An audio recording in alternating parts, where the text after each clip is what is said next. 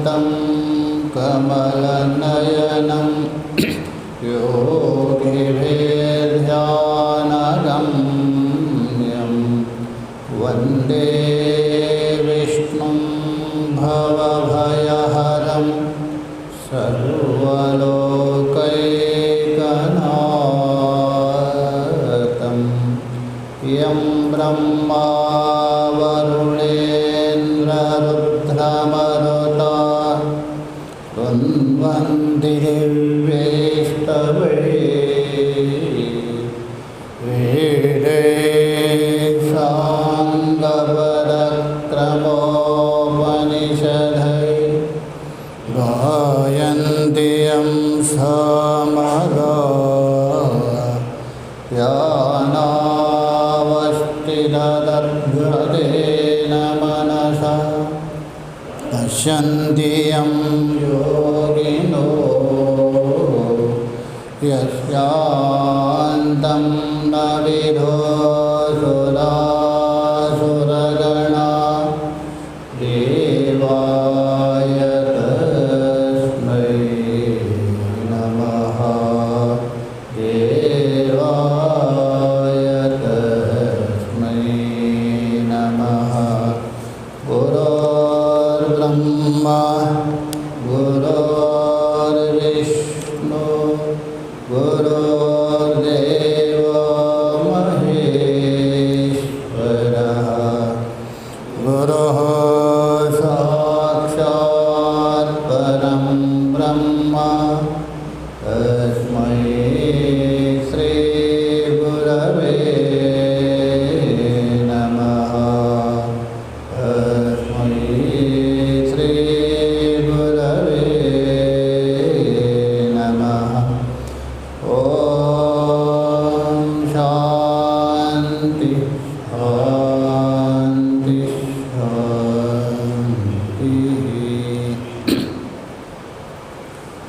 भगवान की असीम कृपा से हम लोग श्रीमद् भगवद गीता के क्षेत्र क्षेत्रज्ञ अध्याय जो 13वां अध्याय है उसको लेकर विचार करना है। हर एक क्षेत्र का स्वरूप निरूपण किया, तत्पश्चात क्षेत्रज्ञ को जानने की जो 20 साधन हैं उनका निरूपण किया। पुनः भगवान ने प्रतिज्ञा किया वो जो क्षेत्रज्ञ है उसके विषय में प्रवक्ष्यामि यज्ञेयम, जो ज्ञेय है उसको बताओ। अभी जो प्रतिज्ञा तो भगवान ने किया, ज्ञेय को मैं बता दूंगा। प्रतिज्ञा करना तो सरल है, प्रतिज्ञा को निभाना तो कठिन होता है। ठीक है, बता तो दिया, तो अनादिमत है, परम ब्रह्मा है, सत और असत से भिन्न है। किंतु इतने से तो काम नहीं चलेगा ना। उत्तम अधिकारी है, श्रेष्ठ अधिकारी है, चलो समझ जाएंगे नेति नेति के द्वारा। किंतु हम तो उत्तम तो नहीं, मध्यम हो सकते हैं, अधम हो सकते हैं। वो तो अवांग मनस गोचरा है, वाणी और मन से परे है। पृथ्वी बोल रहे तो वाच निवर्तन्ते अप्राप्य मनसा। उस तत्व को आपको समझाना है। कैसे समझाए? जिज्ञासु को किस प्रकार समझाए? इसलिए यदि नहीं समझावे तो शून्यत्ववाद आ जाएगा। सत्य भी नहीं है, असत्य भी नहीं है, इसका मतलब क्या? शून्य पौधों का सिद्धांत आ जाएगा। इसलिए यहाँ भगवान प्रयास कर रहे रतादि के दृष्टांत के द्वारा रथ के अंदर जो अदृश्य रूप जो सारथी है उसको आप समझा सकते हैं, क्योंकि जड़ात्मक रथ है, उसमें भी क्रिया हो रही है, व्यापार हो रहे हैं, इसका मतलब कोई ना कोई चेतन है।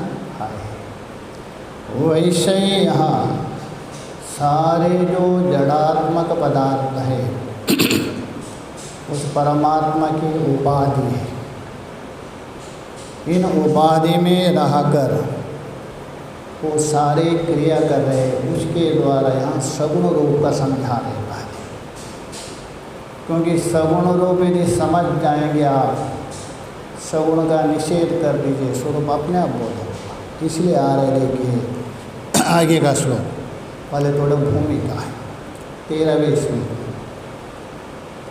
सत्शब्द प्रत्यया अविषयत्वात्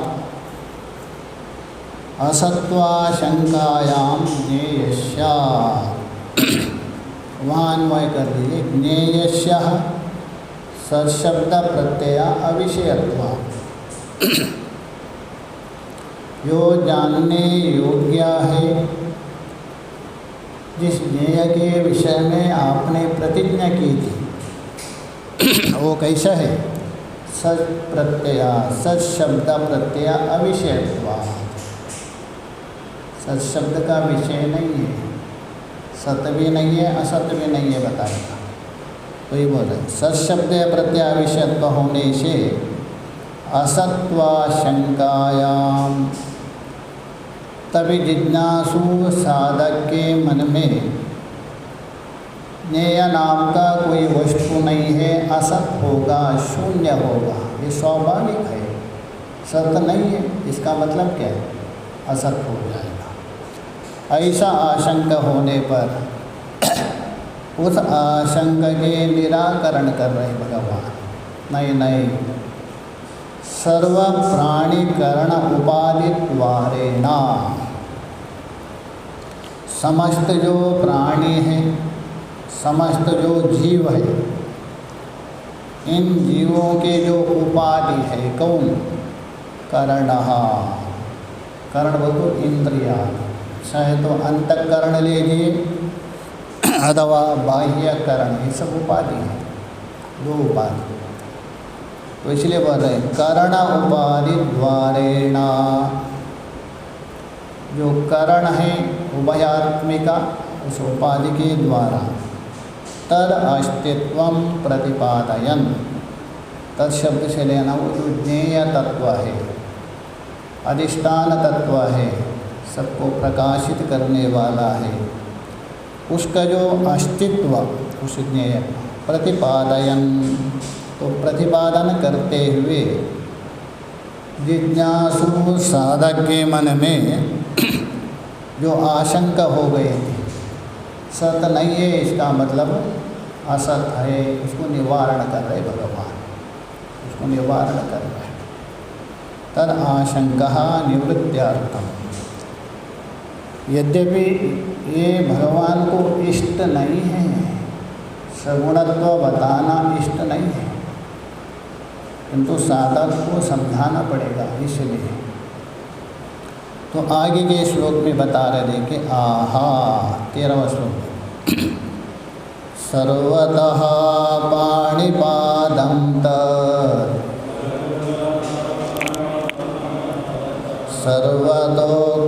सर्वतोक्षिशिरोमुखं सर्वथा श्रुतिमल्लोके सर्वमावृत्य तिष्ठति। अभी ये जो श्लोक है 13वां और श्वेताश्वेतर उपनिषद के जो तीसरे अध्याय के 16वां मंत्र बिल्कुल वैसा ही, कोई अंतर अर्थता नहीं, शब्द था भी वैसा ही है। तीसरे अध्याय के 16वां मंत्र है श्वेताश्वेतर उपनिषद का, उसी को ही उठा के बोल रहे हैं भगवान जी, उपनिषद का ही वाक्य। सर्वता पाणिपादम तत् तत् से लेना वहाँ ज्ञेय ब्रह्म, अथवा वो ज्ञेय है, क्षेत्रज्ञ है, वो कैसा है? सर्वदा पाणिपादम, सभी ओर हाथ पैर वाला है। अच्छा, सभी ओर हाथ पैर मतलब जितने भी उपाधि के हाथ पैर सिर आदि है सब उसी के, अलग के नहीं, जितने भी है उसी के, इसलिए सर्वथा हाथ पैर वाला है। कहने का मतलब है सभी उपाधि में वो फैला है। और सर्वथा अक्षी शिशिरो मुखम, उसी प्रकार सर्वथा अक्षी बोल दो, सभी प्राणियों के इंद्रिय रूप उपाधि के द्वारा वो इंद्रिय वाला, सभी उसके आंक हैं। और शिरो, सिर भी है, मुख भी है, सब वही लेना। सर्वथा श्रुतिमल्लोके,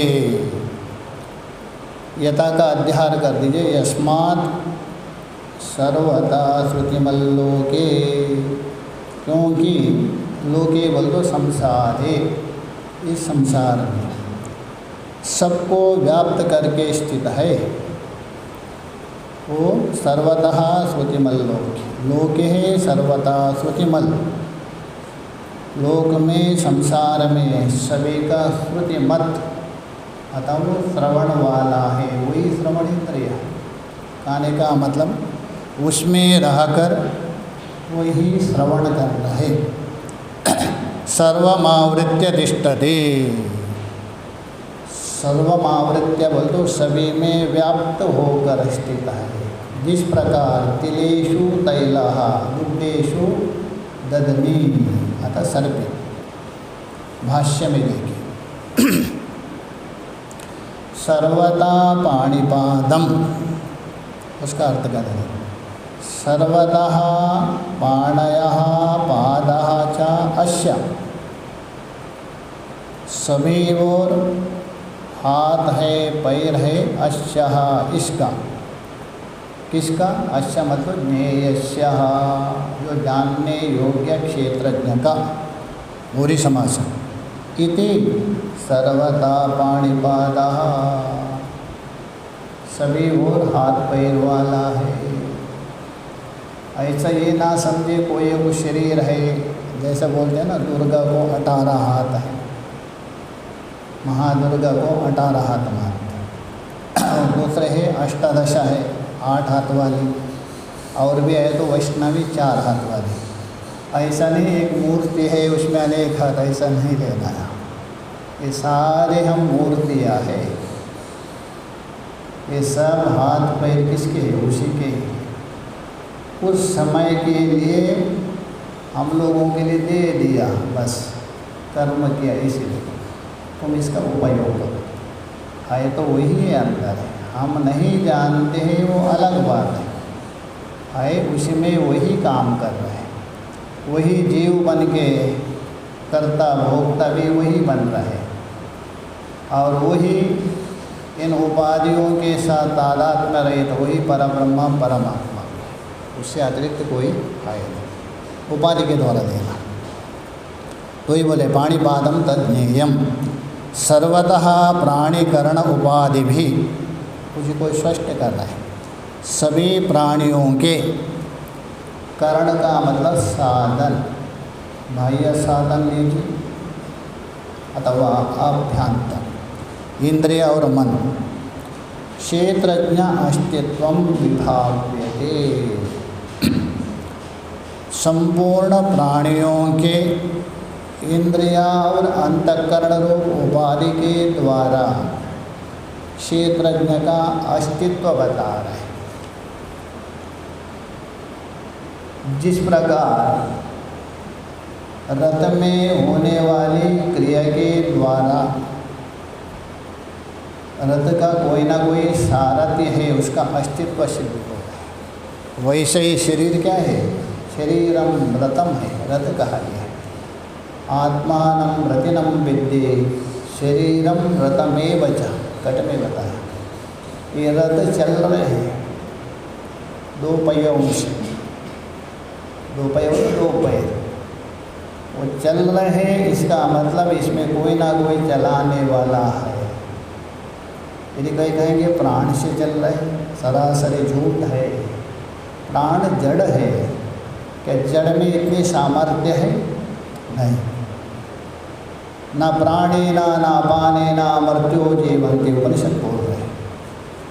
प्राण और अपान से नहीं जीवित, अन्य ना, कोई अन्य एक तत्व है उसके द्वारा है। एक चेतन के बिना ये इसमें किसी में काम नहीं बन सकता, ये बता रहे। विभाव्यते क्षेत्रज्ञ च क्षेत्र उपादित उच्यते। विचार करने पर, चिंतन करने पर वो क्षेत्रज्ञ भी नहीं।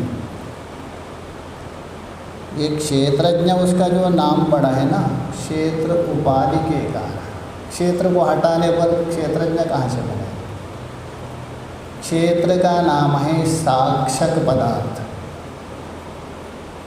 और उस क्षेत्र को जानने वाला है क्षेत्रज्ञ। साक्षक को जानने वाला साक्षी। साक्ष्य को हटा दिया, साक्षी किसकी है? साक्षी होने के लिए कोई ना कोई पदार्थ होना है ना। अब बोलते वो सर्वांतर्यामी है। सर्वांतर्यामी के लिए पहले सर्व हो तभी सर्वांतर्यामी, इसलिए वो सर्वांतर्यामी भी नहीं है, उससे भी परे है। वो समझाने के लिए है, बच्चों का एक खेल है, आगे बताएंगे भाषा का। हम तो बच्चे हैं ना, उसको कहानी दाई के जैसा यही बता देंगे। क्षेत्रज्ञ च क्षेत्र उपादितः उच्यते, न तो स्वतः, ऊपर से अध्यार कर लीजिए, स्वतः नहीं है वो क्षेत्रज्ञ। क्षेत्रम च, क्षेत्र कौन है? पाणिपादादि भी अनेकदा भिन्नम, ये सब क्षेत्र है। पीछे बताया था, हाथ है, पैर है, इस प्रकार है, शरीर है, अनेक भिन्न दिख रहे, सब क्षेत्र है। जो जो जड़ है बस एक क्षेत्र समझ लीजिए। जो भी जड़ है वो क्षेत्र है, ये सब क्षेत्र है, खेत है। अनेकदा भिन्नम क्षेत्र उपाधि भेद कृतम विशेष जातम मित्य एवः क्षेत्रज्ञस्य इति। वास्तव में विचार करने पर, चिंतन करने पर क्षेत्र उपाधि भेद कृतम, ये क्षेत्र के उपाधि से उनमें क्या है? भेद आ रहा है, भिन्नता आ रहा है, क्षेत्र रूप उपाधि के कारण। जैसा एक बिजली है, अलग अलग उपाधि के कारण क्या है, कितना ट्यूबलाइट जल रहा है, ये भेद किससे है? उपाधि के कारण, ये मिथ्या है, ये बता रहे। क्षेत्र के उपाधि भेद से किए हुए समस्त भेद क्षेत्रज्ञ में वास्तव में नहीं, मिथ्या है, कल्पित है, यथार्थ नहीं है, मिथ्या। एव क्षेत्रज्ञ इति तद अपनयनेन ज्ञेयत्वम् उक्तम। पहले उसमें आरोप किया समझाने के लिए, बच्चों को समझाना है ना, बच्चों को समझाने के लिए आपको वैसा ही आना पड़ेगा। सीधा एक समझा तो उसको ऊपर ऊपर जाएगा। तो श्रुति भी क्या है, इतने नीचे आके समझा रहे सब। उसके बाद सबका निषेध किया, वो सत्य भी नहीं है, असत्य भी नहीं है। अर्थात जो जो आपने आरोप किया सत्य और असत्य का, कार्य का, कारण का आरोप किया, दोनों को निषेध कर दीजिए, बचा हुआ वही है। वास्तव में वो कारण भी नहीं है। भाष्यकार जी ने एक जगह बता दिया है, अन्यत्र अध्यास का वो अधिष्ठान है। जो आप आरोप करते हैं उसका अधिष्ठान होने मात्र से ही उसको कारण कहा गया, वास्तव में कारण नहीं है। मिट्टी घट के कारण है, दूध दही का कारण ऐसा नहीं, बस अध्यास अधिष्ठानत्वम एतद मात्र कारण, यही कारण है और कोई कारण नहीं। तो बोल रहे उसका निषेध किया, ना सत्य ना असत्य, वो सत्य भी नहीं है, असत्य भी नहीं। उपाधिकृतम मिथ्यारूपमपि अस्तित्वः अधिगमाया ज्ञेय धर्मवत् परिकल्प्य उच्यते। यहाँ पूर्व पक्ष नहीं है, ऊपर से अध्यार कर दीजिए। अच्छा सिद्धांत जी, आपने कहा ये सब उपाधि मिथ्या है, ज्ञेय का धर्म नहीं है, और उसको आप निषेध कर रहे हैं, ना सत ना सत। परंतु ये क्षेत्रज्ञ का धर्म कैसा मान लिया आपने? सर्वथा पाणिपाद, सभी वो हाथ पैर वाला है, अभी माना है क्या? नहीं, धर्म हो गया। ये कैसे माना? इसका ये उत्तर है, देखिए। उपाधिकृतम विद्यारूपम अपि, ये सारे उपाधिकृत है, उपाधि के द्वारा सिद्ध है। उपाधिकृत बोल तो उपाधि के द्वारा सिद्ध। मिथ्या रूपम अपि, सबको पता है मिथ्या है करके। जैसा पंचदश में वहाँ दृष्टांत दिया है, एक दाई बच्चों को कहानी सुना रहे। एक बंजा थी, उसके 3 पुत्र थे, और गंधर्व लोक में गए और उनसे युद्ध हो गया। हाथ में खरगोश का सींग था, उससे खूब युद्ध किया। युद्ध करते करते उसके 3 पुत्र मर गए। और एक बच्चा बोल रहे, दाई जी, उसकी माता जी बहुत रोई होगी। और एक बच्चा बोल रहा, दाई जी, बंदे का पुत्र ही नहीं होता है। ये समझाने के लिए कहानी मानता है। अभी जो समझा रहे उसको तो पता है दाई को, बंदे का पुत्र होते नहीं। वैसा ही श्रुति को तो पता है, समझा रहे, ये है ही नहीं, किंतु समझाने के लिए बना रहे। भाष्यकार बोले अध्यारोपवाद। तो ये बोल रहे अस्तित्व अधिगमाया, क्योंकि क्षेत्रज्ञ का अस्तित्व किसी न किसी प्रकार से आपको समझाना है, कोई तरीका नहीं है, क्या करें, इसलिए उसमें मान लिया।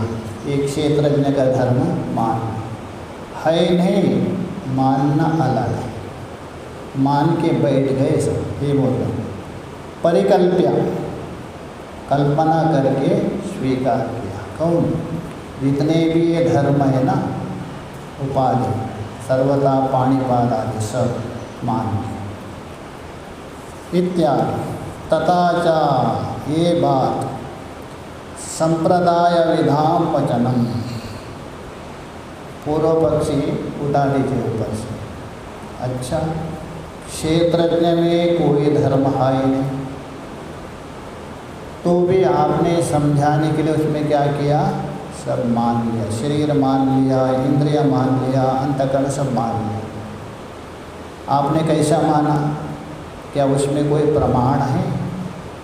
बिना प्रमाण से हम नहीं स्वीकार सकते। नहीं नहीं नहीं, हमारे जो संप्रदाय के पूर्वज, इतने भी बड़े बड़े विचारक हैं, व्यास आदि, उन्होंने ही मान लिया। उसको उतारा देखिए। तथा ही संप्रदाय विधान, जो संप्रदाय बोल तो परंपरा को ठीक से जानने वाले हैं, किंतु आजकल ये सरकार का संप्रदाय नहीं लेना, सांप्रदायवाद है, उन्होंने उसको बदनाम बना दिया। क्योंकि अदरक के स्वाद बंदर क्या जाने, बंदर को पता नहीं, वैसा ही संप्रदाय उनको क्या पता है। ये सांप्रदाय इतना बढ़िया है। संप्रदाय में तो सम्यक अच्छे प्रकार से गुरु अपने शिष्य को विधिवत प्रदान करता है, ये संप्रदाय है। इसको आपने ऐसा बना दिया संप्रदाय के, जिसको पता नहीं तो क्या करें। तो उनको पढ़ना चाहिए वेदांत, तभी समझ जाएगी। तो इसलिए बता रहे हैं संप्रदाय विधान, अतः परंपरा को ठीक ठीक से, ऊपर ऊपर नहीं, आपातता नहीं, एक होता है आपातता, ऊपर ऊपर जानना, ये नहीं, ठीक से समझने वाले कौन? ऋषि लोग है, बड़े बड़े उपासक है वे लोग। वचनम, उनका वचन देखें। अध्यारोपवादाभ्याम निष्प्रपंचम प्रपंचते मुमुक्षूणां बोध सिद्धे तत्वज्ञे कल्पित क्रमः, उत्तरार्ध नहीं दिया, पंक्ति का एक भाग श्लोक का पूर्वार्ध दिया। अध्यारोप अपवादाभ्याम निष्प्रपंचम प्रपंचते मुमुक्षूणां बोधसिद्धे तत्वज्ञे कल्पित क्रम अथवा श्रुति भी कल्पित क्रम, दोनों पाठ में ये उत्तरार्थ है। जो मुमुक्षूणाम, जो मुमुक्षु है, जिज्ञासु है, बोध सिद्धे, उनको बोध करवाना, उनको समझाना उस तत्व को, तत्वज्ञे, जो तत्वज्ञानी पुरुष है, अथवा श्रुति भी कल्पित क्रम, उन्होंने कल्पना किया, इसलिए अध्यारोप अपवाद, पहले अध्यारोप किया, उसके बाद क्या किया, अपवाद किया। निष्प्रपंच ब्रह्म में पहले प्रपंच का आरोप किया, निष्प्रपंच परमात्मा में ये क्षेत्र रूप उपाधि का आरोप किया, अध्यारोप का। उसके बाद उसका निषेध किया, ये भी नहीं, ये भी नहीं। इससे आपका तत्वबोध अवश्य होगा। जैसा कोई अध्यापक गणित सिखाता है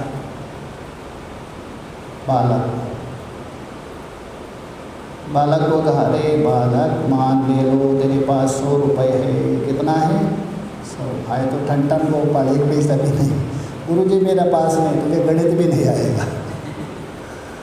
तो मान लिया, कितना है 100 रुपये मान लिया, आपका जेब में कितना है, 0 बैलेंस, 100 रुपये मान लिया। अच्छा, उसमें जो 50 रुपये है आपने माता जी को दे दिया, कितना बचा, 50 रुपये बचा। उसमें जो 20 रुपये है आपने मंदिर में चढ़ा दिया, कितना बचा, 30 रुपये बच गए। और उसमें जो 20 रुपये है गुरुजी को दक्षिणा दे दिया, कितना बचा, 10 रुपये। और जो बचे हुए 10 रुपये ना, उसको आप मिठाई खरीद करके खा लिए, कितना बचे, 0। किंतु 50, 20, 10 मिलाने पर 100 होता है। गणित तो आपको आ गया, 100 पहले भी नहीं था आपके पास, 100 बाद में, किंतु गणित तो वैसा ही यहाँ ब्रह्म में ना पहले जगत था ना बाद में नहीं। श्रुति जो माता है वो टीचर है, हम स्टूडेंट हैं, समझा रहे हैं। मानो ब्रह्म में जगत है, ये ब्रह्मा की उपाधि है, मानो है नहीं, मान ली। उसके बाद ये बता दिया, देखो ये सृष्टि हो गई, आकाश ऐसा ऐसा ऐसा उत्पत्ति हो गई, समझा दिया। अंततः कहा नेति नेति, है नहीं, बस अवांग मनस गोचर, ये तो वाचन वर्तन्ते, निषेध किया। किंतु आप तत्व को समझ गए, यही बता रहे। अध्यारोप अपवादाभ्याम निष्प्रपंचम प्रपंचते मुमुक्षूणां बोधसिद्धि तत्वज्ञे कल्पिता क्रम, ये क्रम है। सर्वत्र सर्वदेह अवयवत्वेन गम्यमान, एक जगह नहीं लेना।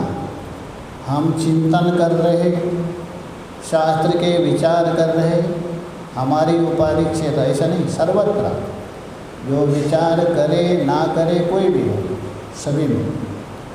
तो बोले सर्वत्र सर्वदेह अवयवत्वेन, सर्वत्र सभी शरीर के अंग रूप में स्थित, हाथ पैर, ऐसा नहीं परमात्मा विद्वान में ही रहता है, साधक के अंदर ही रहता है।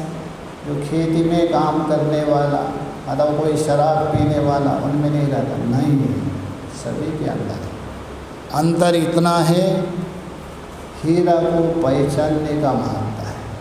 हीरा सबको मिला, गडेरिया को भी मिला, कृषक को भी मिला, और सोनार को मिला, राजा को भी मिला। गडेरिया बिल्कुल पहचाना ही नहीं, कोई पत्थर होगा। कृषक ने सोचा इसके द्वारा मैं चिड़िया भगाऊँ, थोड़ा ज़्यादा समझ गया। और सोनार ने कहा इसके द्वारा मैं कमाऊँ।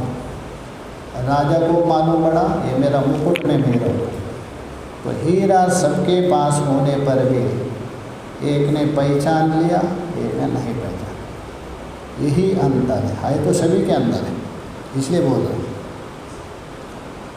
तो इसलिए बोले गम्यमानम पाणिपादयो ज्ञेय शक्तिमद्वान वान ज्ञेया शक्तिवद्वान निमित्तः स्वकार्य इति ज्ञेय सद्भावे लिंगानि ज्ञेयस्येति उपचारयः उच्यते।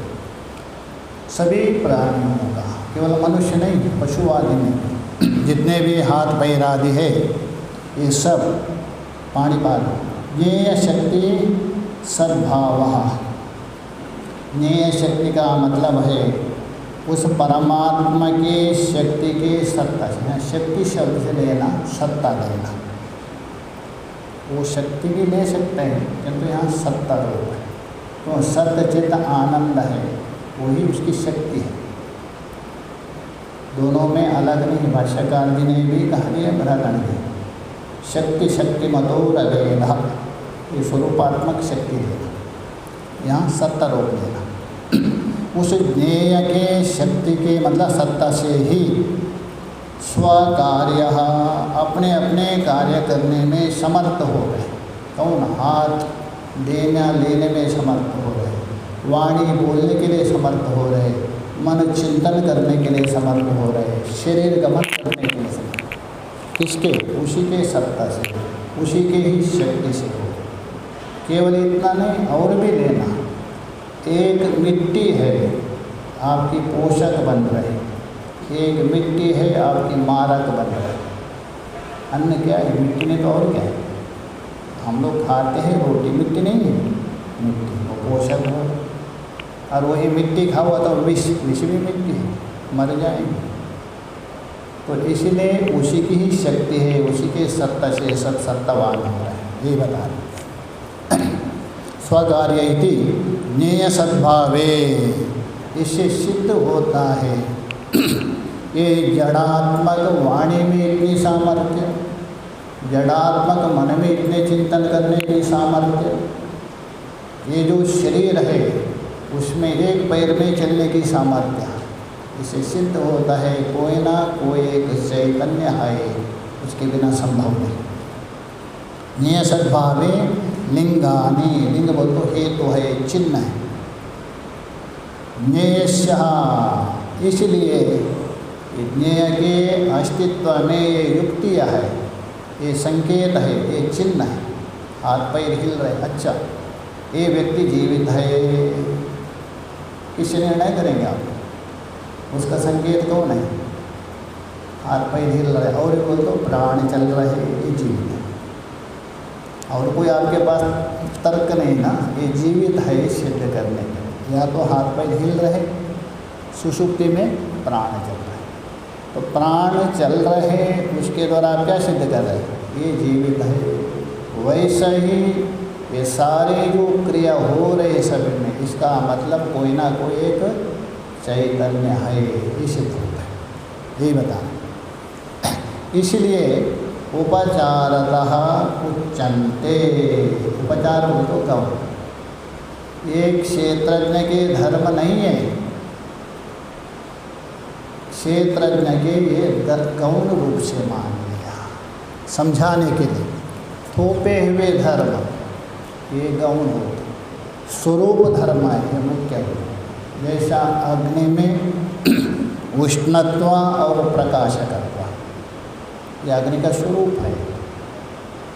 और लोहे में अथवा जल में उष्णत्व है, ये गौण मुख्य नहीं है, आरोपित है। इसी प्रकार बोलो उपचार उच्यन्ते, उपचार बोलो गौण, क्षेत्रज्ञ का धर्म नहीं है। तथा व्याख्येयम अन्यत्, इसी प्रकार अन्य मतलब केवल यहाँ हाथ पैर नहीं लेना, आंख है, सिर है, सब भाषा का एक बता, हाथ पैर आगे करेगा, आगे अक्षि, शिशिरो, शिरहा, मुका बताया ना, वो भी ऐसा ही समझना।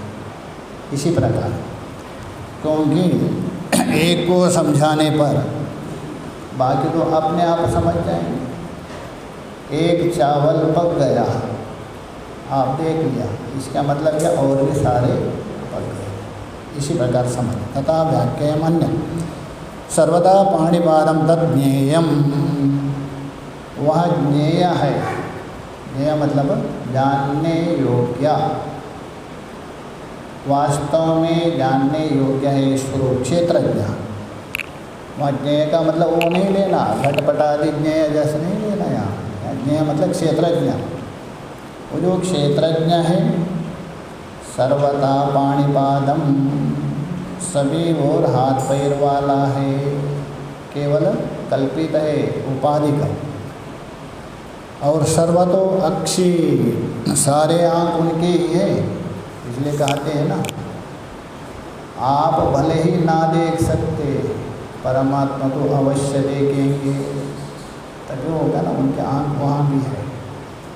सर्वतो अक्षी शिरो मुखः, तो सर्वत्र अक्षिणी शिरांशी मुखानि च यस्य, जिसका तत्सर्वतो अक्षि शिशिरो मुखः, सभी और आँख है सिर है, वो है सर्वतो शिशिरो। सर्वदा श्रुतमत, श्रुति बोल तो श्रवण इंद्रियम, जिसके द्वारा शब्द का श्रवण करते हैं, श्रवण कर्णेन्द्रिय। तद यस्य, वो है जिसका, तत्श्रुतिमत, ऐसा जो श्रवणेन्द्रिय वाला है, कान वाला है, वो श्रुतिमत। सबके कान से वही सुन रहे हैं। वो यदि ना हो तो आपके कान किसी के काम, कान तब तक काम करें। वो सारे लगा दीजिए आप, सब लट्टू सिंगा, बिजली नहीं तो क्या करेंगे, किसी काम के नहीं। लोके बोल तो प्राणी निकाये, लोक का अर्थ है शरीर लेना। लोक का दो अर्थ होता है, एक तो प्रसिद्ध लोक है भूलोक, और एक है शरीर। दोनों में लोक शब्द प्रयोग। लोक्यते कर्म फलम पूज्यते अस्मिन्, यदि ऐसा अर्थ करते हो शरीर हो गया लोक, और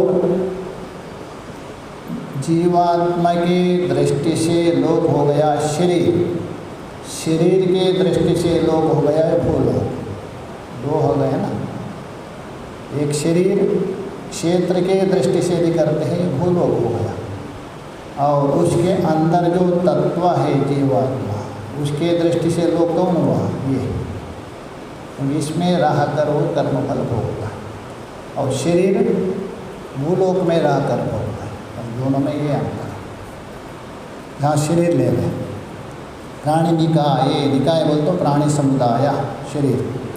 सर्वम आवृत्य, आवृत्य का अर्थ करें संव्याप्य, सभी में व्याप्त होकर। तिष्ठति स्थितिम लभते, सभी प्राणी हैं उनमें व्याप्त है। किस रूप से, ऐसा नहीं अस्ति भाति प्रिय रूपेण, अस्ति भाति प्रिय रूप से सभी में व्याप्त है। हाँ, इतना अंतर है, अस्ति और भाति सभी में रहेगा, प्रियत्व है नेक भाव होता है, दब जाता है। ये आपके अनुकूल और प्रतिकूल रहेगा।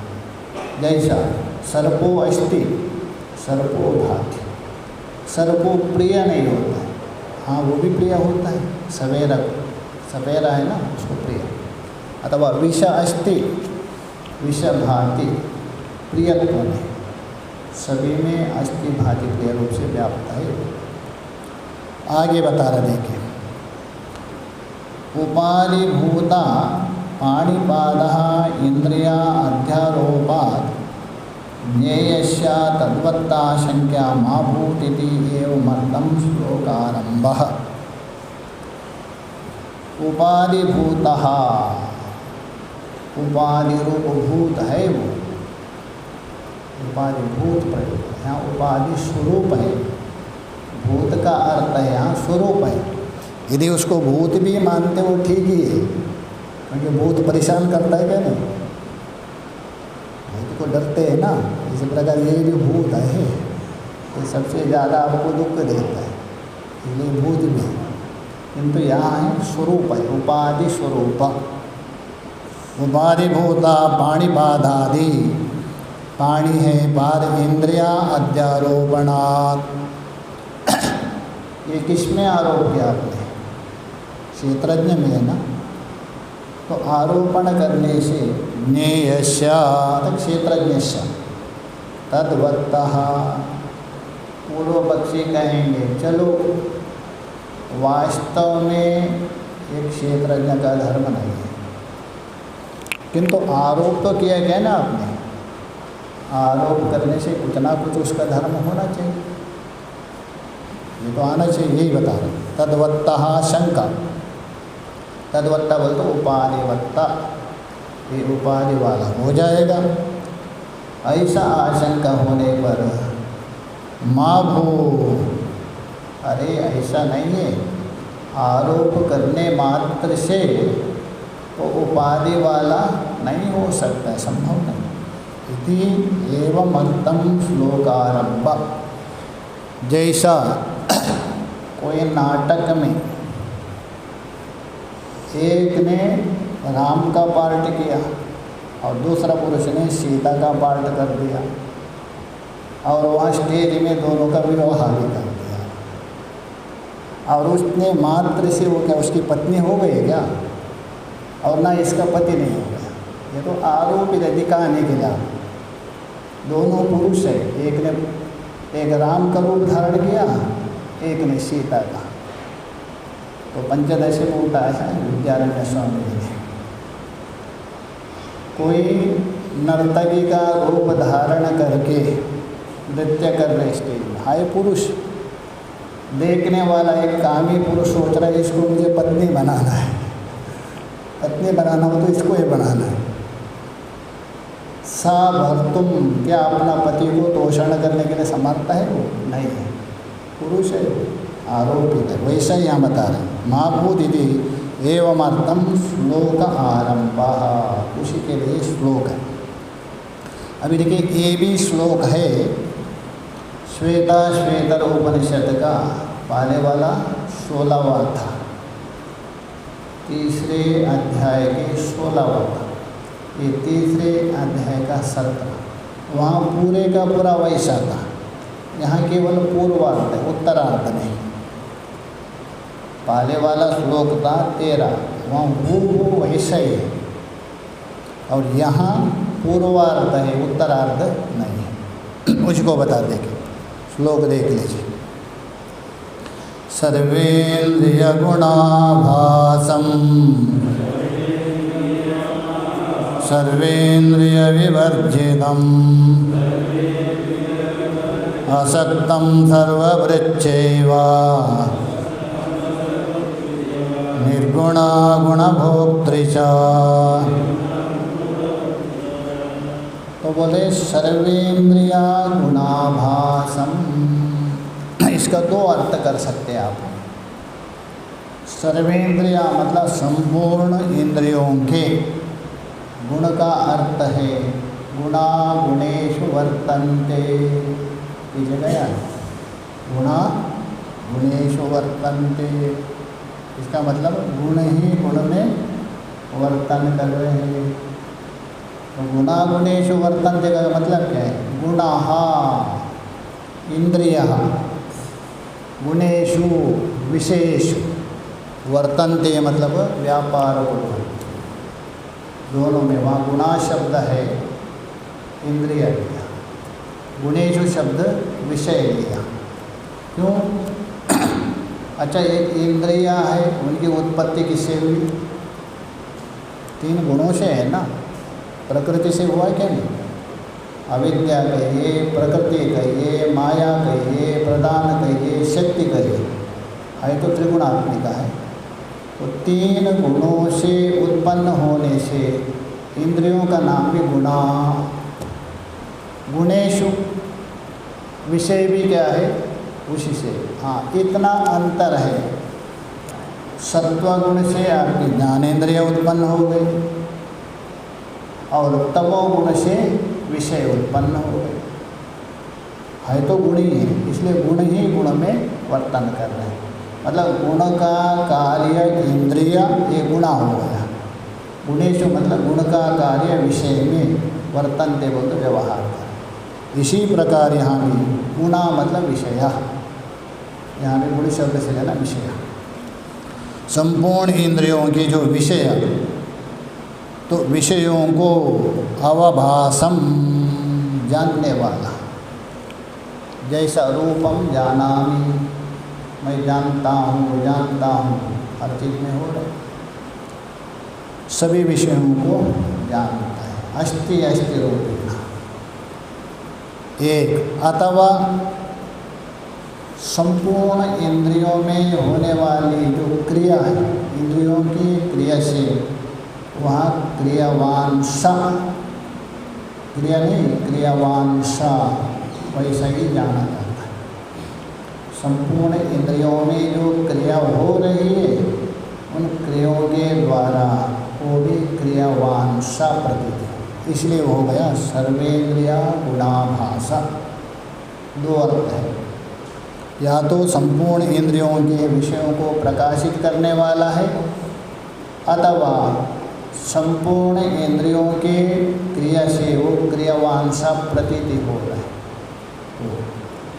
ठीक है, आपने मान लिया संपूर्ण इंद्रियों के विषय को प्रकाशित करने वाला और संपूर्ण इंद्रियों के क्रिया के द्वारा क्रियावान सा हो रहे, सा मतलब युवा, इसका मतलब उसमें इंद्रिया होगी, बोले नहीं सर्वेंद्रिय विवर्जितम, इंद्रियों से रहित है वो, एक इंद्रिय भी नहीं उसमें, संभव ही नहीं। असक्तम, असक्तम इसलिए बोल रहे हैं इंद्रियों के क्रिया के द्वारा क्रियावान हो रहे, इसका मतलब उसमें आसक्ति हो जाएगी। आप यदि किसी क्रिया में प्रवृत्ति हो रहे, कोई काम कर रहे, तो आपको आसक्ति हो, कितना भी कहो बस थोड़ी ज़्यादा कम होगा, आसक्ति रहेगी, अन्यथा नहीं। मान लीजिए कोई काम कर रहे हैं आप, आसक्ति नहीं, आपके सामने तोड़ने पर क्रोध आएगा क्या? नहीं, क्रोध आएगा ही, क्रोध आ रहा है मतलब आप कुछ ना कुछ आसक्ति। इसी प्रकार तो इंद्रियों के क्रिया के द्वारा क्रियावान हो रहे, इसमें आसक्ति होनी चाहिए। तो बोला आसक्तम, बिल्कुल आसक्ति नहीं है उसमें, आसक्ति रहित है, निर्मोही। सर्ववृक्षे वह, और उपाधि को लेकर क्या है, सबका पालन पोषण करने वाला भी वही है, सर्ववृत, वृत मतलब धारण पोषण करने वाला। इसका मतलब क्या है, उपाधि वाला हो गया। भगवान बोले नहीं नहीं नहीं निर्गुणम, भगवान तुरंत पलट मार देते हैं, ये केवल भगवान भी कला है। यहाँ बोले सर्ववृत्ति व बोल रहे, निर्गुणम, गुणातीत है वो। और देखिए गुणा भोक्तृच, गुणों का भोग करने वाला है। 13वें श्लोक में सगुण स्वरूप का निरूपण किया, और ये जो श्लोक है ना उभयात्मिक का निरूपण कर रहे हैं, सगुण का भी निरूपण कर रहे हैं, निर्गुण का भी निरूपण कर रहे हैं।